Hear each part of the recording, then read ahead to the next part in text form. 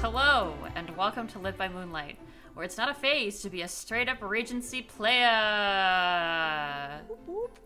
That's all I got. When Elinor Dashwood's father dies, her family's finances are crippled.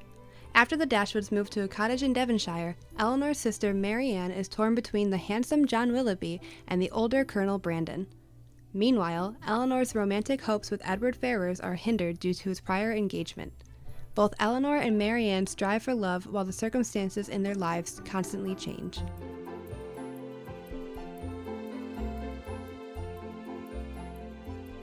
Hi, I'm Caitlin, and Emberlyn is my best friend, my pal, my homeboy, my rotten soldier. She's my sweet cheese, my good time boy. That was a thrill. I just wanted you to know. My good time. I was waiting because I thought there was more, so I was like, yes, and. Oh, okay. What a delicious hint toward where our podcast is going, Caitlin. In other news, I just finished What We Do in the Shadows today. Yes. Thank you for doing that, because I accept your compliment, and I likewise. Thank you. You're all of those things to me too. I can't remember what any of them were at this point, but the it's okay. I have it memorized. Yeah. I'm just gonna say, I feel like, because you texted me this last night, and then I feel like you said it again another time, and I'm like, how do you already know?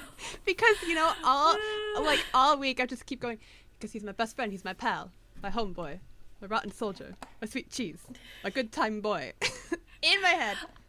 It needs, my mother knows this line too, and she has barely watched the show. I think we need to adapt those into friendships necklaces for our whole friend group. There's 4 of us, so each person would get a name, like Sweet Cheese, Good Time Boy. Good Time Boy. Tag yourself. I'm Sweet Cheese. I would like to be the Good Time Boy. You are a good time boy. Thank you. Who are you, good time boy? Speaking of who I am, I'm Emberlyn, and I have absolutely nothing but violence in my heart. That's exactly what I would want from my good time boy. So, Emberlyn, was there a specific moment in this book, Sense and Sensibility, that hooked you? There were 2 points for me. So when Elinor left Norland, and by default also to leave Edward, I could definitely tell there was a connection between them. But it seemed like it was right person, wrong place, wrong time. So I remember when I first read this book in college, I was thinking, I hope they get to see each other again. And then, on my second read recently, I was like, and then sort of later in the book, when Willoughby, after making himself and Marianne into the most obnoxious couple that's ever lived, just ghosts her. Because I was like, hello? Okay. What? And I think it helped me to understand Marianne's purpose and intentions as a character later on in the book. So I was just excited to see her character arc on behalf of her sensibility, and also just what happened with that whole dynamic that they had going on, because it was really interesting. How about you? So fun fact, I learned I should not use audiobooks to read Jane Austen, because boy, howdy, did I lose track of everything so fast. I was fine for the first 20 chapters. I had everything figured out, had everything sussed out. But my poor time management and ease of which my mind wanders onto other things, it did not help at all progressing with the book. So I'm so sorry to disappoint people, but a lot of my discussion will be based on the general idea of the book that I got when I was listening to the audiobook, the crutch that is my beloved Spark Notes, and the 1995 film starring Emma Thompson and Kate Winslet, Sense and Sensibility. I did have a hook, though, and it's when Marianne ran down the hill and she sprains her ankle, and Willoughby comes in and literally carries her to safety. It was such a wonderful cliche of sweeping you off your feet, knight in shining armor moment, and I loved it. It's so stupidly cheesy. It's stupid cheesy levels of romantic. I was like, let's go, I'm in it. And then as you said, they proceeded to be so freaking obnoxiously in love that they invented PDA. And then also in turn when Willoughby invented getting left on red, because my guy, that was not it. Do you remember that meme? Not even a meme, it's like a Vine, and it's of this couple being filmed at like a Panera Bread or a Starbucks or something, and they're like really close, and they're like holding each other, and the guy's like, "Is this even allowed?" And she turns out, she's like, "Stop." I think about that all the time when I think about those scenes, because like Eleanor's like, "Is this even allowed?" And Marianne's like, "Stop." Oh, that's great. Oh, rip Vine. That's amazing. Yeah. Oh my god. Yeah. Pour one out for the OG. I miss Fine. Things are so much simpler then.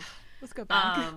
Yeah. Let's go back. So, Caitlin. Yeah. Do you have a favorite quote? I have a few, actually, despite not knowing what was going on.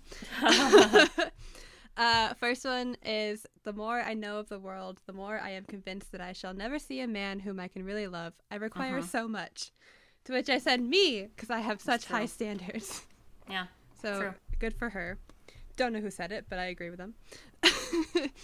The second is, Elinor agreed to it all, for she did not think he deserved the compliment of rational opposition. This one made me laugh out loud when I heard it. Just to agree with someone for the sake of appeasing them because you know they don't deserve the conversation or would even listen to you was just really funny to me. Like, yes, girl, don't waste your time. And then my last favorite quote was, "Do not let the behavior of others destroy your inner peace." And I just think that one speaks for itself. Not my circus, not my monkeys. Not my Not circus, my circus, not my monkeys. monkeys. Exactly. What's your favorite quote?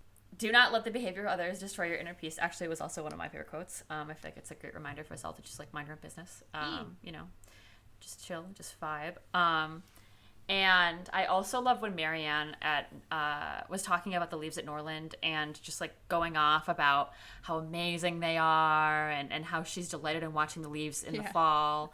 And Elinor responds, "It is not everyone who has your passion for dead leaves," in just like such a deadpan way, which just made me laugh. Like, because you have Marianne, who's just this incredibly passionate and judgmental person, and Elinor, who is just like, can you just like relax? Like, just chill. Like, yeah. I'm both of these women somehow. I like that quote. If a book is well written, I always find it too short.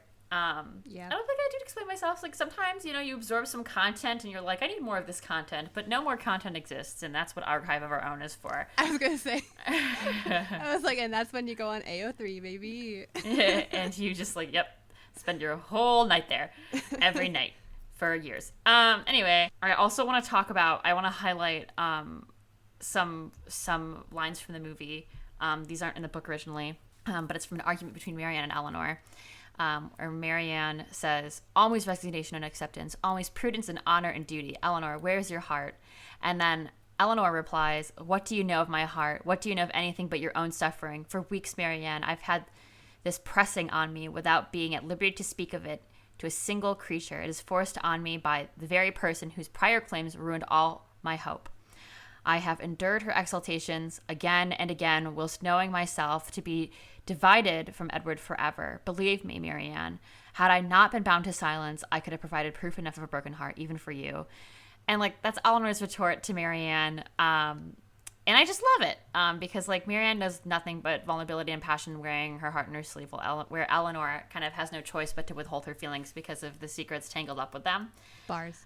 And I think that it's a great scene too, because it shows you the contrast between the sisters in the way that maybe the book doesn't sometimes do, where Elinor is sense and Marianne is sensibility, and where in Austen's world Elinor's self-governance takes precedence over Marianne's passion. 10 out of 10. That was a mouthful. Yeah, but it's been great. 10 minutes. 10 minutes later. Those are my thoughts. So, Caitlin, what character would you affectionately let a cottage at Barton Park to? I said Elinor, because that girl's out here just doing her damn best. Enough said. I'd probably have more reasons if the noises that were coming from my phone were actual words being processed into my brain while reading this book. But she really was just out here doing her damn best. Like, she had all this shit happening to her, and she's just like, everything's fine. I'll just take care of my sister and go about my life. So I think I would take her to Barton Park and be like, just let go. Self-care. Self-care. Just live here by yourself, away from everyone else. Yes. They don't deserve you. Really? How about you? Yeah. Same for me. I think she's just such an underappreciated Austen heroine. I feel like, I don't know how much explanation this would need, but anyone who has to appear resigned in the face of their greatest fears and somehow pulls it off while secretly aching on the inside is just so remarkable. Like, I think we all have had those weeks where, like, shit's going down in your life and you're just, like, internally screaming. You're just like, ah, on the inside because, like, you can't, like, maybe you just don't have the space or place to, like, speak honestly about those things. But I've had those weeks, and she's so good at, I feel like, moderating and regulating her feelings and coping. I feel like I could learn a lot from her. Me too. Yeah. All right, so who is the character you would intentionally drop while carrying across a field in the rain? Lucy really did it for me. That girl just seemed obsessed. Like, she was all up in Elinor's business the entire book, and once she started to realize that Elinor and Edward kind of seemed to have a thing, she would, like, double down. And then she ended up running up with Edward's brother anyway. So that's, like, really shady. Like, I'm kind of glad that she got out of the way for Elinor and Edward to be together, but, like, ooh, like, it's just very cringe. Like, very obsessed, like, fan behavior.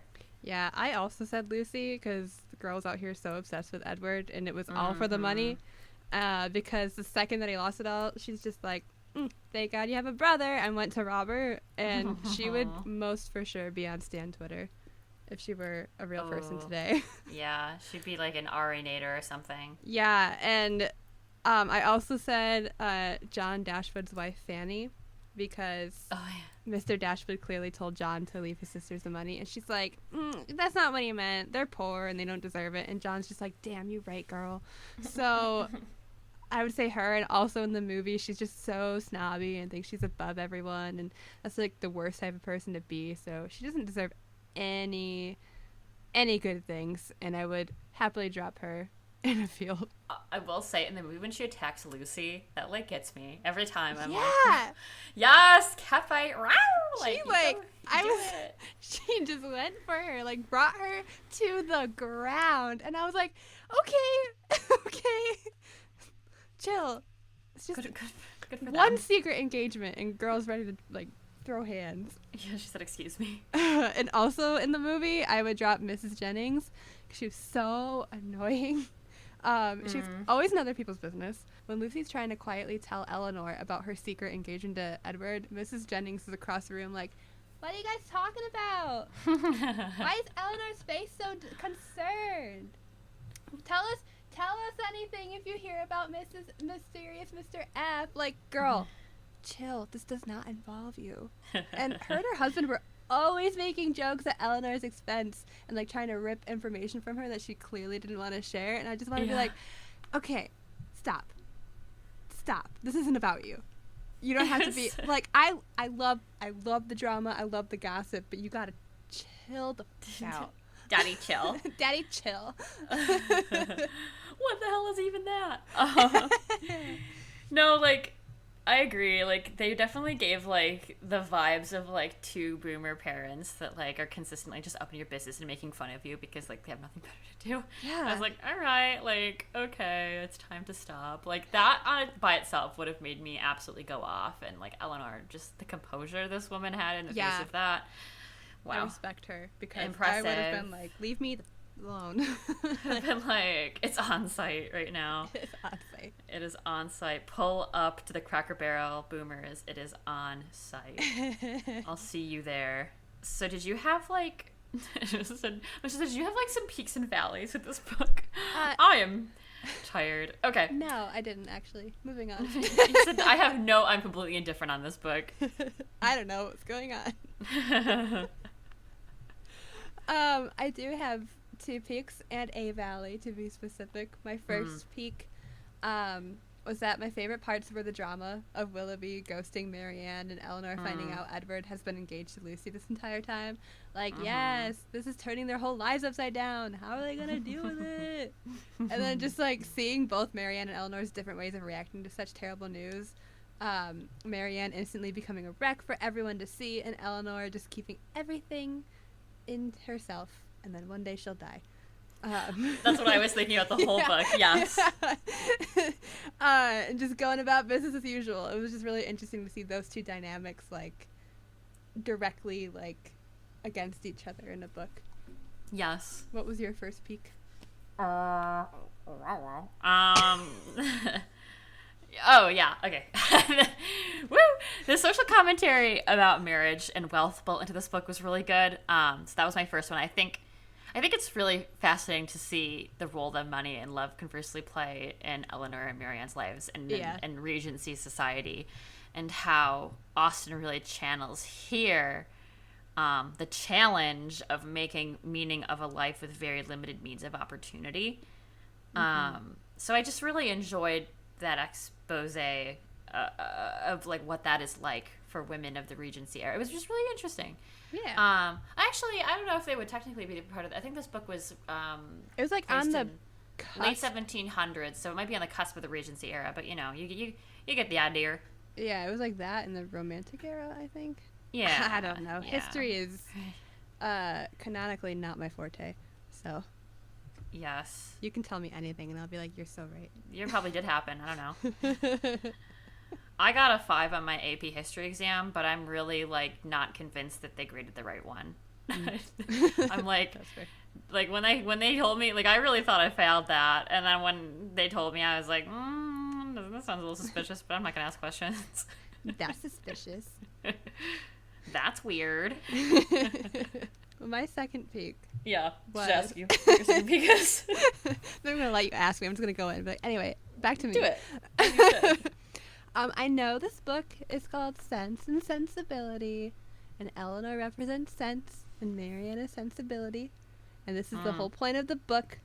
But I loved seeing the two sisters who react so differently from each other regarding falling in love. I thought it was really, like, you know, when you have siblings, you're not always going to be the exact same, but I just thought it was so cool because they seemed so close to each other, and just the fact that they, you know, you grew up in the same house, but you're so different. Yeah. This is me just talking out of my ass because, again, I have no idea what happened in this book. So I just really like that dynamic. So, what was your second peek? Please save me. Well, before I do that, I think it's funny that you're just kind of like talking like I do in every single presentation I've ever given. Like I'm like, yeah, like the multifaceted layers of this issue are incredibly important to our work. Like I don't even know what I'm saying. You know that episode of It's Always Sunny where Charlie is like talking to the lawyer, and he's just like, "Do you even know anything about the law?" And he goes, "So, filibuster." Filibuster. That's me talking about Jane Austen's Sense and Sensibility. Yeah, I love that for you. Thank you. I'll say, okay, I'll step in here. This is actually one of my favorite Jane Austen novels. I don't know why it's one of my favorites. But I think it really does have something to do with the women in the book. I feel like every woman's character arc is super fascinating and complicated. Not even just Marianne and Elinor, but also Lucy, because it speaks to their priorities and expectations about love, marriage, and life change throughout the book, and in a way that it feels a lot more pointed than like Emma or Pride and Prejudice did sometimes. Because like I feel like this book for me is less of a romance, and it feels more like, if anything, kind of like an exploration of what it means to make meaning of your life if you're a woman in a society that maybe doesn't really particularly value you as much as it values men. So it was like kind of like interesting and to read. I think at this time, and I also feel like it's interesting because when I think about, and I think I read this someplace online, and when I recall where, I'll have to link the source material for this in the episode notes. But it's interesting to think that, you know, like Elinor isn't entirely made of sense, and Marianne isn't entirely made up of sensibility, but they kind of have varying degrees of each, and those degrees change as the book goes on, and you kind of see them each become more balanced.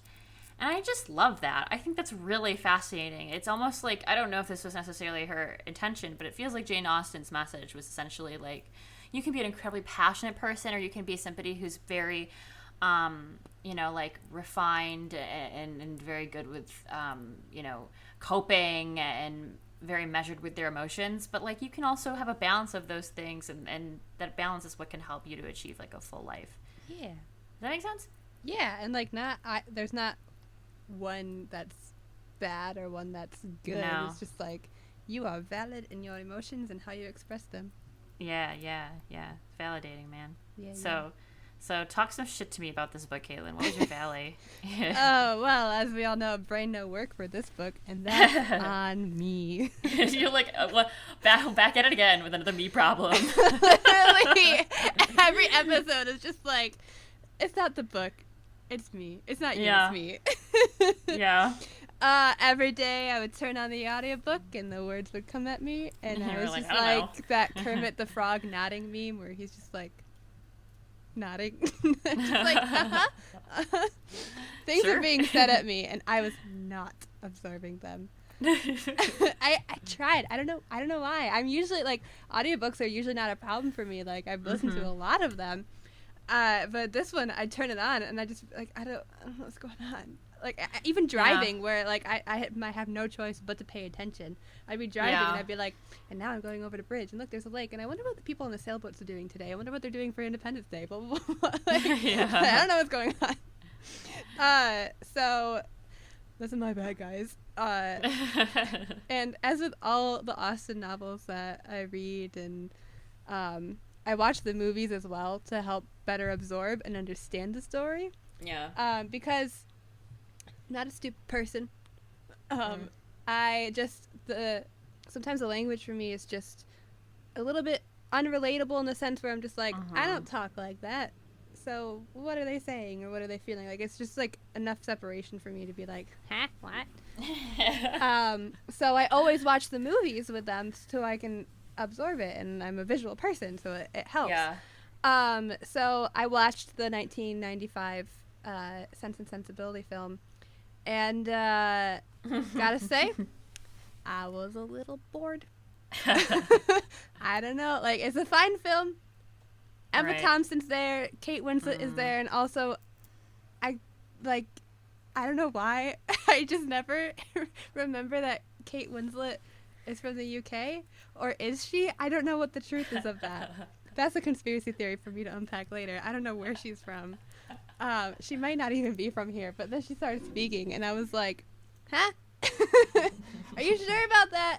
Is that your real accent? I don't know what's going on. Alan Rickman was there too. Alan Rickman. To which I said, oh, this is just Snape in fancy clothes, because may he rest in peace, but everything that he's in, that's all I ever see. Hugh Grant was there. You know, I'm just naming off all the actors who are in the movie. Like, they were all there, and that's really good. Yeah, when they're all there making a movie together, they also end up on screen sometimes, which I think is good for them and their paychecks, I guess. But yeah, stuff happened in the movie, and it was a film, and I watched it, and it wasn't my favorite as far as Austen's books have gone. I think it's, I don't know, I think it just emphasizes that I would not thrive in that lifestyle if my life was so dependent on finding a man and marrying him well, and my life being in ruins if I didn't. So I think, I think because I don't really like that whole idea very much, where it's like, this is all they had to live for, basically. Nothing. like, I'm just like, I don't know, move on. Like, Elinor was so sad throughout the entire thing because she was away from Edward, and then she was hoping to see him again, and then Lucy comes in and is just like, psych, bitch, he's mine, and Elinor's just like, I'm sad again. I'm like, girl, move on. There's bigger and better things for you to do. And then Marianne, you know, was all so upset about frickin' Willoughby ghosting her, and again, I'm like, get on Tinder, girl. Find a rebound. I don't know. Get on Tinder, girl. Get on ye old Tinder. And, like, ye old Tinder. send a letter to some other guy. And if you don't like him, throw his letter in the left-hand fireplace or whatever the bad one is. I'm not online dating. But She receives like a letter in the mail, like in a carrier pigeon, and she opens it up, and it's like a drawing, like a graphic drawing of his penis. Yeah, and she's just like, I didn't ask for this. She's like blocked. The carrier pigeon like it's no longer like sent to her house. Yeah. It's sent off another scent. But yeah, just because of that, like lifestyle, I'm just like, I don't know, do something else. And I think that's part of what, that sounds so mean. I'm just like, get alive. Get a life. You Regency era women, how dare you? Yeah, I don't know why this is like unrelated, but here we go. That's what usually when we get to like the 30-minute mark in the episode, I have something completely irrelevant and somehow also shocking and appalling to say. So for some reason, I don't know why, but you mentioning everybody in the movie, Hugh Grant always reminds me of this kid we went to high school with. Yeah. Who was in the drama? Who was like a theater kid, like in the drama club. And like, cause like they have very similar acting styles. Like Hugh Grant, like his whole acting spiel is just stuttering over every word before he starts, talking. And like this guy had the same vibes, I feel like. And whenever I see Hugh Grant on screen, I just like laugh about that. I think about that a lot. Like, well, thank you for ruining Hugh Grant for me. Yeah. Sidebar on Hugh Grant. No, not sidebar on Hugh Grant. Sidebar on our Hugh Grant lookalike, I guess you could call him. No. One time, our lookalike Hugh Grant walked into my house, like my sophomore year of high school. Now, let me be clear. I didn't invite him over. He didn't just walk in. But he walked to my house like 3 miles to get to said house. And I also when my want to dad emphasize, not Mr. Darcy style. right, which like it's kind of funny because it is definitely a Regency thing to do, but like I guess to that point, Mr. Darcy didn't have a Subaru Outback, which my dad could have come and picked him up in. So when my dad was like, "You sure this kid doesn't want to ride?" I was like, "I guess he doesn't. That's weird, but okay." So he came in my house. And there were some raw mushrooms sitting. I'll never forget this. This haunts me to this day. Okay, listen. There were some raw mushrooms sitting on the counter, and he goes, "Oh, I love mushrooms." And he just picked one up, and he put it in his mouth, and he ate it. I think about that a lot. He ate that mushroom, and then he kissed me on the mouth. Oh. And it tasted like mushrooms. Like, girl, I do not like mushrooms, and I also didn't want to be kissed. So that has nothing to do with anything, but I would like Jane Austen to write about this. I'd like to commission her to come back from the dead and write about everything that I just shared with you here. I like that. Yeah. I would actually pay attention to that book. I mean... Who's to say? Yeah. It's a lot. A lot happened there. So, yeah. So, other than that valley in your own life, did you have a valley for this book? Well, because it reminded me of that moment in my life, I no longer like this book. But I was gonna say, whenever I read about a younger lady marrying an older gentleman in one of Austen's books, I get skeeved. How old was he? I don't know, like he was like in his 40s, I think, and then she was like in her 20s, and I was like, huh, that's not good. So I was just like, whatever. But that seems to be a common thread, which I understand because it was probably also a common thread in the Regency era for younger women to end up with older men. But like every time I read about it, I'm like, meow. And I'm like, yow, ruh-roh. I mean, we are two girls who are canonically attracted to older men sometimes. So yeah. I get it, but also I wouldn't actually, My partner is 45. He looks great. Mm-hmm. Really good for his age. What's his moisturizer? It's CeraVe. He does have some regulatory issues, so lots of Activia, lots of prune juice, lots of fiber in the house. On account of him being old and stuff. But hopefully hopefully there'll be a life insurance policy in there for me once he finally kills over. I hope so. So, yeah, I'm hoping for the best. God, we're so stupid. So, are you sense or sensibility?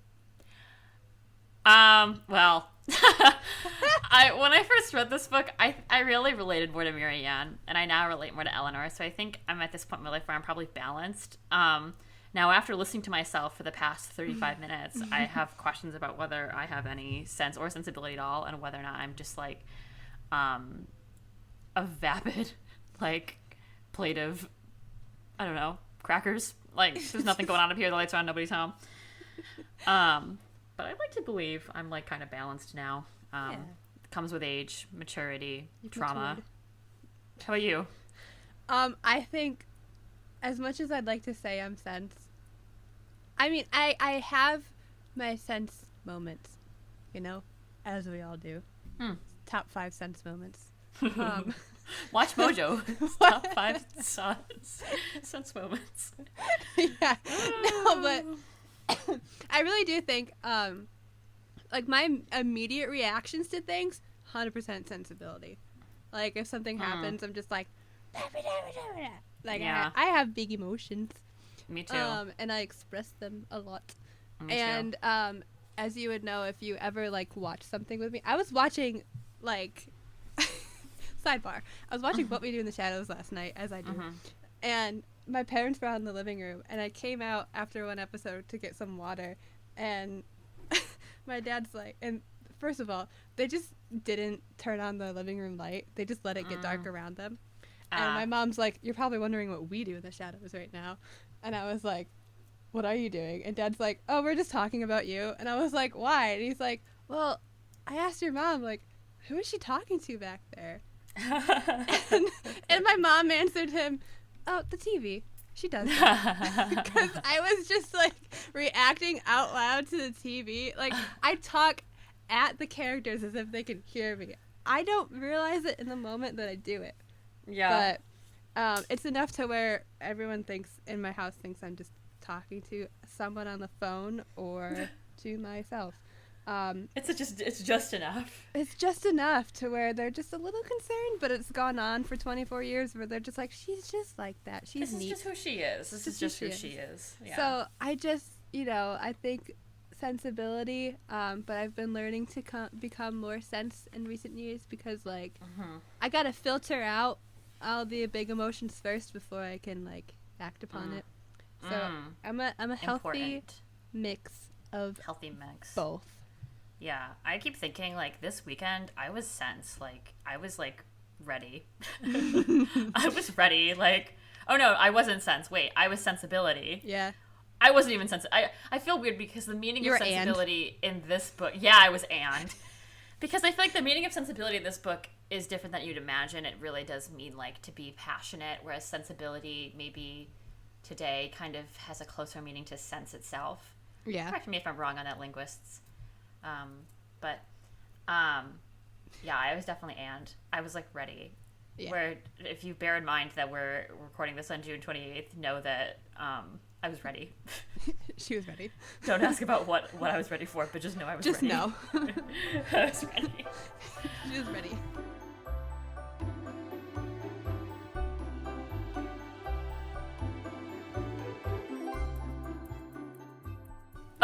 So Caitlin, yeah, we did talk about this a little bit. You mentioned how you're not sure how you would possibly survive in the Regency era, and I think I'd like to test that theory a little bit. I have 2 quizzes for us here. Two? So maybe, yeah, should we take them both, or should we just take one, or? Hell yeah, let's do them both. All right, because I think they're both fairly short, so I guess we'll start with the first one, which is from The Tab, my favorite news site that doesn't at all bother me at all. Let's go, and yeah, I have a vendetta against The Tab, just so everybody knows. Well, I have a vendetta against Book Riot, where, if you know from our Pride and Prejudice episode, we took a quiz, and my results were not ideal. Pretty hurtful. They're pretty hurtful. So I'm honestly still upset about it, and also still proving the point as to why I got that result. And I'm still whining about it. So let's see if I start a list of enemies with The Tab and my quiz results. We should make like an infographic where Instagram kind of like, you know, people do for like, just like, hi, all about me, but it's just like all our enemies. Yeah. You have like a long list of like actual like people and celebrities, and I'm just like, all our supposed enemies. These websites because I got a bad quiz result. Well, the best part is all of my celebrities, it's definitely not reciprocated. Like, none of these people know who I am. I just hate them. I just hate them. Strong feelings against them. All right. Cool. So this quiz is called How Far Would You Get in London Social Season? All right. Let's do it. Let's start. First things first. What color with a U, because this is from Europe. That's why it's called Europe, because they put U's and stuff. Ooh. What color is your dress for your big debut out on the ton? I just want to say right away, the tab, you gotta do some proofreading, bud. Is the ton like a? Is it supposed to be town? Is it supposed to be town, or is there a thing called out on the ton? Or are we just American? Out on the ton. I'm Googling it right now. It's definitely town. Yeah, it definitely is. This is the audacity. Fucking idiot. I like how I Google ton and the first result is like, you have put on a ton of weight. Wow. Okay. Thanks. Wow. And you know what? I like it. So like, I like it. Exactly. Die Google. All right. Your options are yellow, white, pink, or multicolored. Multicolored. Oh, British people are going to come to hate us very quickly if they don't already. They're one of our top percentage in our audience. I think they. Oh my god. No shit. Shout out to our UK listeners. You're doing great. Yeah. Please keep listening. Yeah. So what color? Color. I don't know. I like yellow as a color, so I'm gonna say yellow. That's my favorite. That's one of my favorite colors. How about you? Well, this is difficult for me, because as our watchers know, which is none of you, because this is not a visual podcast, I'm a redhead, and white ain't it, chief. I'm already too white for that. Pink depends on the shade. Yellow also depends on the shade. Multicolored. Now I like the options. I like the options, and I already stand out from the crowd, so I might as well just go with it. So I'm going to go with multicolored. This is an interesting question. I like the assumption here that you would be wearing anything on your head, but the question is, what will you be wearing on your head? So, feathers, freshly picked that morning, no doubt. No doubt. No doubt. You better not be doubting this. Wait, feathers, like, picked? Like, you picked them from the chicken? From the garden. From the feather garden. You know, that thing we all have. UK hits different. 900 reasons why the UK is better than US. Number 1, feather gardens. All right. What's the next option? Probably a tiara gifted from generations ago. I like probably. Probably. Probably. Like, I don't want to commit to it, but probably. We'll see. Nothing, or maybe a sparkly headband if I really must. Oh, jeez. If I have to, all right, you got me. The voice that's built into here, the dialogue. It's like, who are these people? Why are they so like disinterested with like, babe, you wrote the wearing question. something on their head? Yeah. I'm probably gonna go with a tiara because my multicolored dress is probably already loud enough. Yeah. Why not add a tiara to it? Yeah, why not? Yeah, fuck it. I'm gonna say feathers, freshly picked that morning, because I think the feathers are neat. Also, you work hard on your garden. Yeah, I do. My garden has a lot of feathers in it. You better believe it. All right, how low will you curtsy to the queen? Oh my god. Wink, wink, nudge, nudge. I feel like this is like suggestive. It does a little bit. And the first option is until my knees hit the floor. Oh my god. Until my knees allow me. My back hurts, you know. Well, I already know what my answer is going to be. Just enough. But I don't really see the point, TBH. And then finally, a polite dip and head bow will suffice. Okay. I'm going to say just enough, but I don't really see the point, TBH, because I am against the monarchy of England. Yeah, I like that, but I feel like I have to go with until me knees allow me. My back hurts, because I'm That's 24, you. but my back is 94. That's her. Yeah, no, that makes me. sense.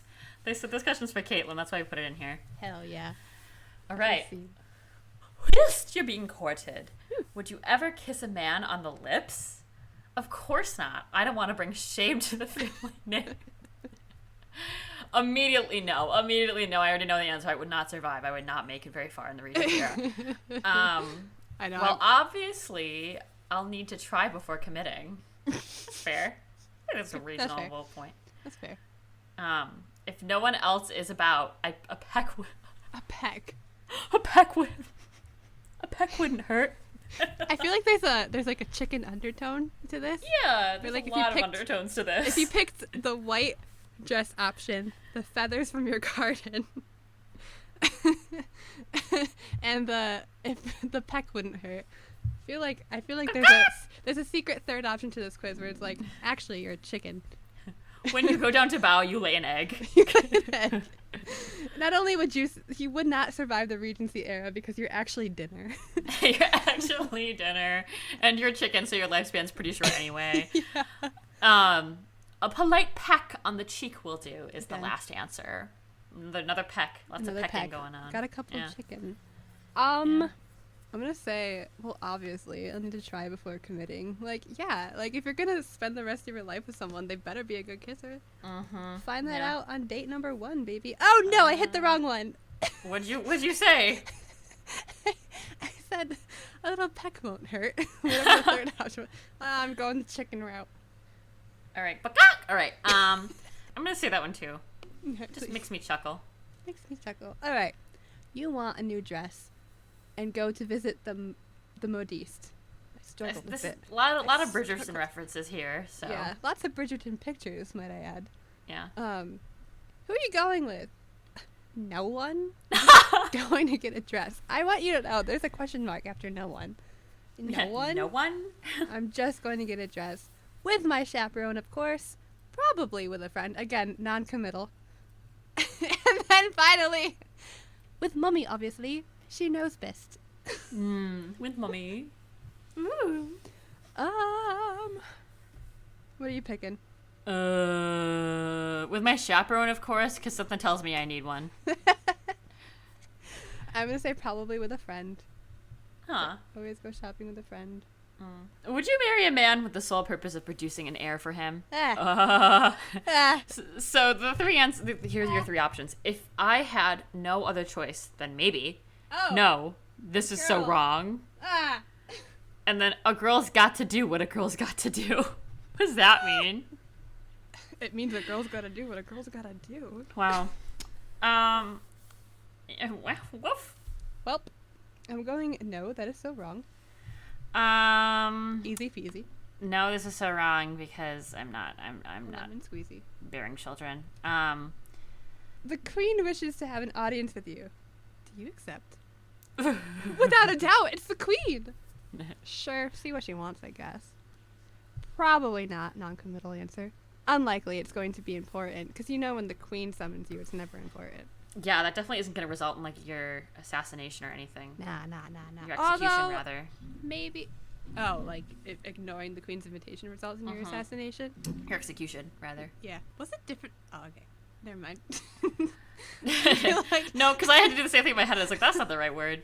That's for something I else. was like, what's the difference between assassination and execution? They both end in murder. Yeah, they do. Just different contexts, I think. Yeah. Assassination means that you're important. I'll say sure, see what she wants, I guess, because I feel like, I don't know, it feels like a happy medium. Yeah, I'm the epitome of curiosity killed the cat, so if she's gonna kill me, I guess I'm gonna find out. I can fuck around and find out. Gonna literally fuck around to find out. Caitlin Laurie, a life motto. A man asks you to dance. How many questions long is this? Okay, we're getting to the end. Okay. A man, we just keep going. It's like, this quiz actually lasts the length of the Regency era. A man asks you to dance, but your dance card is all full. What do you do? Wait, excuse me? They would have little. I know this because I watched the first season of Bridgerton, and I watched the second one through to this YouTube reacting channel because they're funny. they have like these little cards around their wrists, and like they're cows at the state fair. Like they've got like these little tags, and it's like basically like, oh, the slots to who's gonna be dancing with me. Dance number 1. That's how I understood it. I could be completely wrong, and someone who's listening is yelling at me. But guess what? I can't hear you. I'm sorry. So that's what a dance card is. You should never have too many dances. I really shouldn't, but go on then. I could never. I don't want to. I don't want to be seen as a hussy. All right. And it depends on who's asking. These are choices.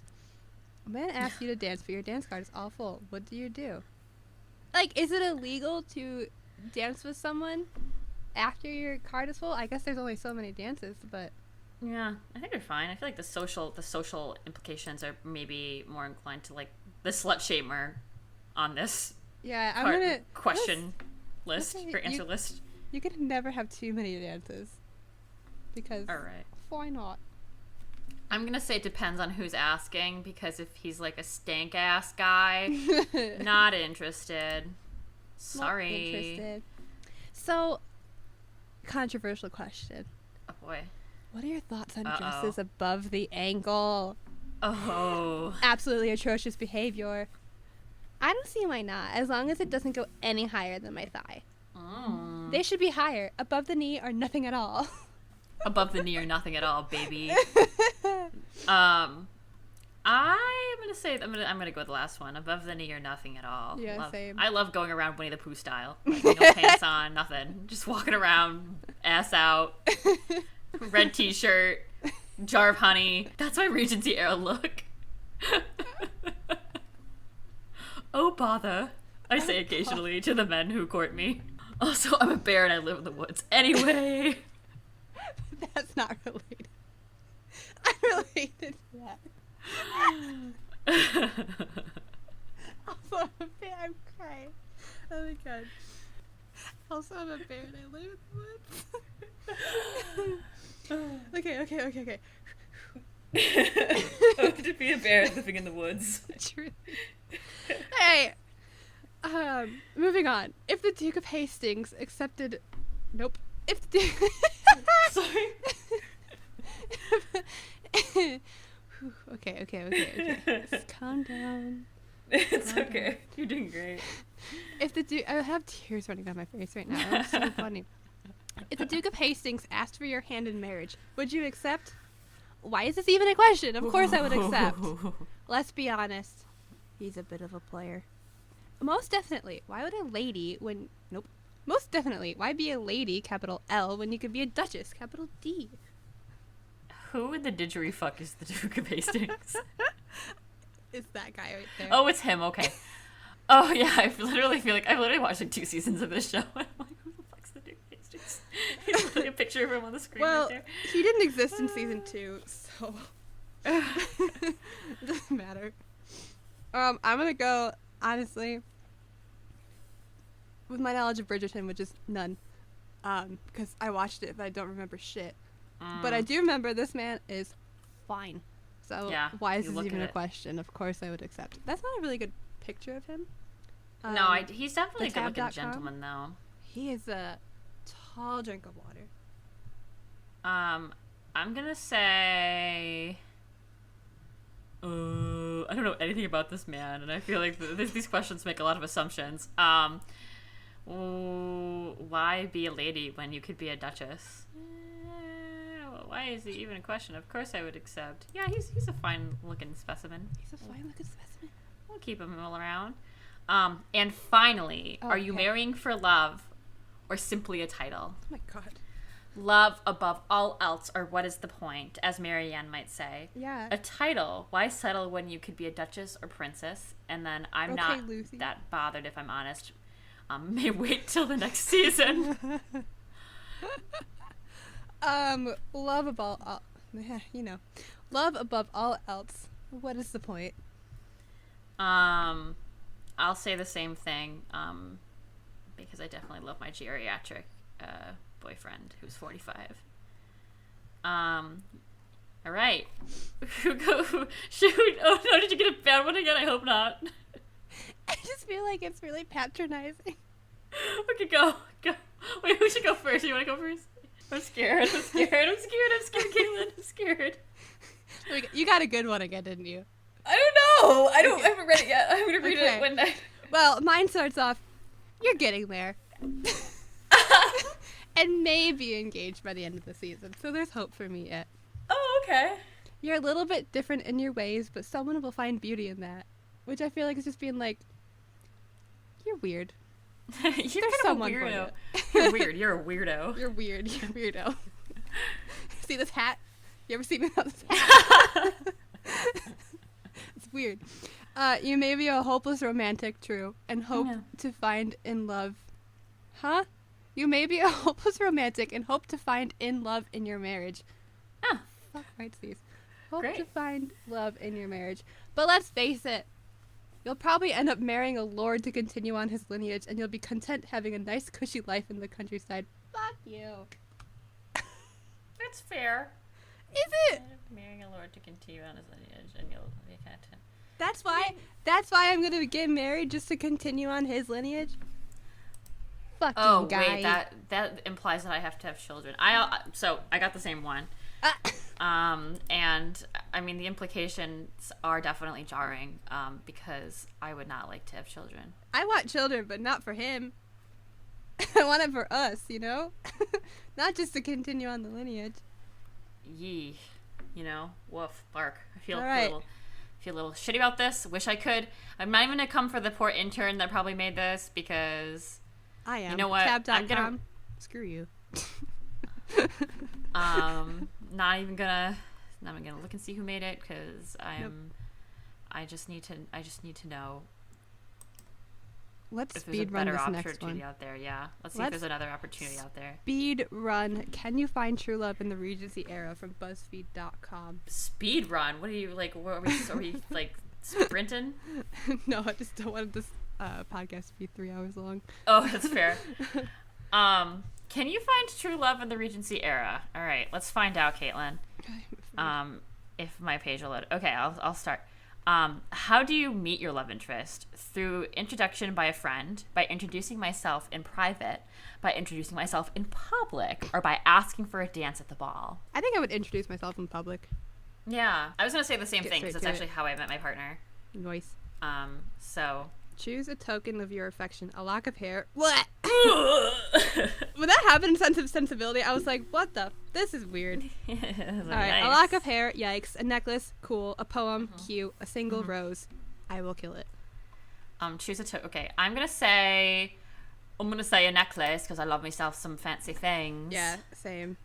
How do you impress your love's parents? By proving my loyalty, by giving them gifts, by flaunting my wealth, or by displaying my wit? I'm gonna say loyalty. I'm gonna say wit. Others are vying for your affection. You politely let them down. Focus solely on your love. Entertain them to make your love jealous. Ignore them outright. I'm gonna say politely let them down, because I've had to do that before. Really? Yeah. Oh. It's like one of those, like, they like me and I do not like them. So I'm just like, Oh, yeah. I'm gonna... okay, so in that case, same, and I'm going to ignore them outright. Describe your first date. A ball with society's finest. A private carriage ride. A chaperoned promenade in the garden. Or afternoon tea with their family. I love a good out, and I feel like you can only get that at a ball with society's finest. Because a private carriage ride, you can't go anywhere. I mean, you could, but you might, like, bruise your knees jumping out of the carriage. Afternoon tea with their family? Again, Yeah. You're trapped. Chaperone promenade in the garden? Don't watch me. Yeah, no. A ball. I say private carriage ride because you could go places. Maybe not physical places, but No, it's just the carriage ride. Sexual ones. So anyway, someone else is wooing your love. You challenge them to a duel. Ooh. Challenge them to... We know which one we like already. Challenge them to a battle of wits. whisk your love away, or inform them that your love is spoken for. I'm going to say challenge them to a battle of wits. Ooh. But I know what you're going to say. I'm going to challenge them to a duel because I like to spice things up. I like to spice things up. Keep it spicy. Mm-hmm.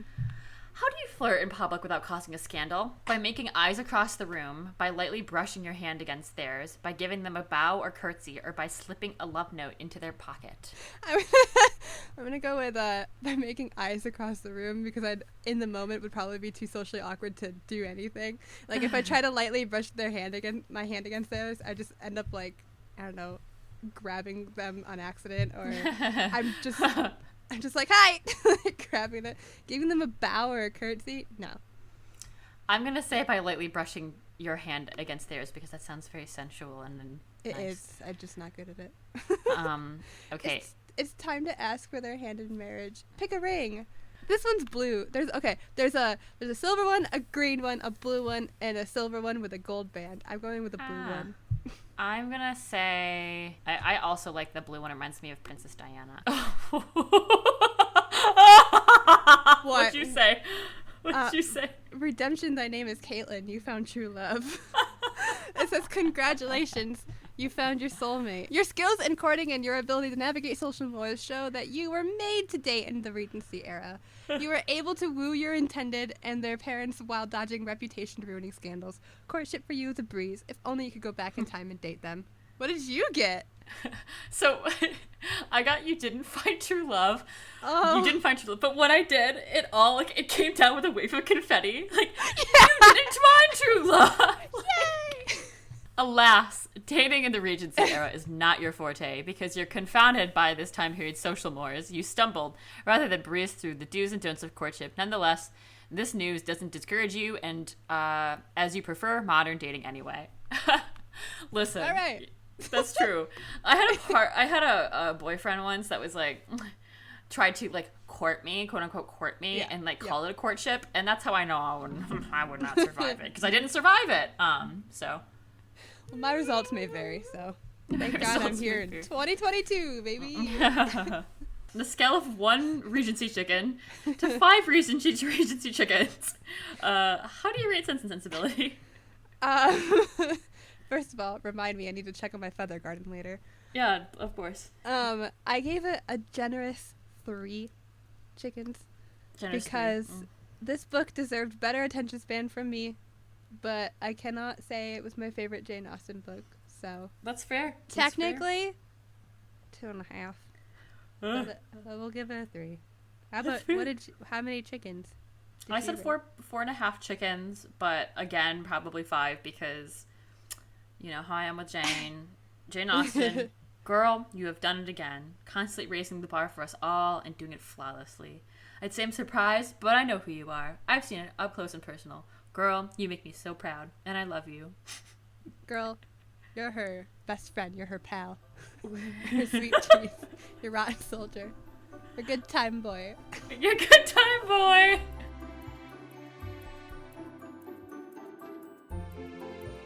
Thank you, everyone, for listening to Live by Moonlight. Tune in next time when we visit the coastal town of Lyme for the final chapter of Jane Austen August, when we read Persuasion.